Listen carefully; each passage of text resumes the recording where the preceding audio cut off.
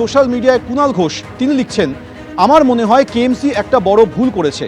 সংশ্লিষ্ট রাস্তাটির নামকরণ করা হয়েছিল বিশিষ্ট চিকিৎসক, শিক্ষাবিদ এবং কলকাতা বিশ্ববিদ্যালয়ের প্রাক্তন উপাচার্য ডাক্তার স্যার হাসান সুহরাওয়ার্দীর স্মরণে।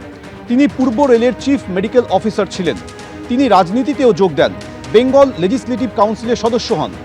অন্যদিকে হুসেন শহীদ সুহরাওয়ার্দী, যিনি সেই সময় প্রশাসনিক প্রধান ছিলেন এবং ক্যালকাটা কিলিংয়ের সঙ্গে জড়িত ছিলেন, তিনি ডাক্তার হাসান সুহরাওয়ার্দীর ভাইপো এবং তারা দুজনে এক ব্যক্তি নন।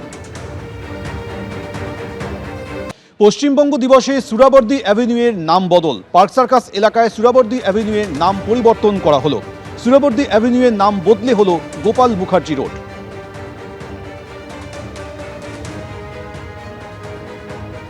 পার্ক সার্কাসের এই রাস্তার নামই হচ্ছে সোহরাওয়ার্দী অ্যাভিনিউ। আমরা দেখতে পাচ্ছি যে একদম লেডি ব্রাবোন কলেজের যে বোর্ড রয়েছে তার নিচেই লেখা রয়েছে সোহরাওয়ার্দী অ্যাভিনিউ। এই রাস্তার নামই কলকাতা পুরসভা পরিবর্তন করেছে এবং এই রাস্তার নাম দেওয়া হয়েছে গোপাল মুখার্জি রোড। গোপাল মুখার্জি রোড এই রাস্তার নাম দেওয়া হয়েছে।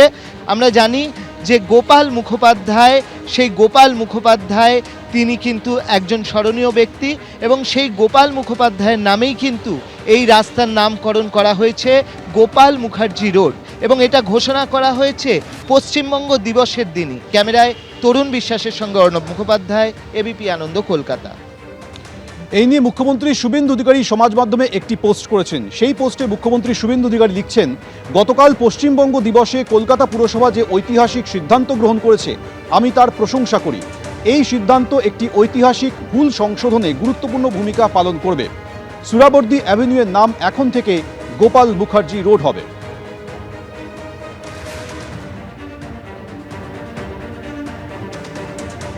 সুহরাওয়ার্দী অ্যাভিনিউয়ের নাম পাল্টে হলো গোপাল মুখার্জি রোড। এই নিয়ে সোশ্যাল মিডিয়ায় কুণাল ঘোষ তিনি লিখছেন, আমার মনে হয় কেএমসি একটা বড় ভুল করেছে। সংশ্লিষ্ট রাস্তাটির নামকরণ করা হয়েছিল বিশিষ্ট চিকিৎসক, শিক্ষাবিদ এবং কলকাতা বিশ্ববিদ্যালয়ের প্রাক্তন উপাচার্য ডাক্তার স্যার হাসান সুহরাওয়ার্দীর স্মরণে।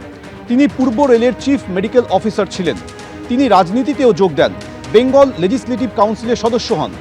অন্যদিকে হুসেন শহীদ সুহরাওয়ার্দী, যিনি সেই সময় প্রশাসনিক প্রধান ছিলেন এবং ক্যালকাটা কিলিংয়ের সঙ্গে জড়িত ছিলেন, তিনি ডাক্তার হাসান সুহরাওয়ার্দীর ভাইপো এবং তারা দুজনে এক ব্যক্তি নন।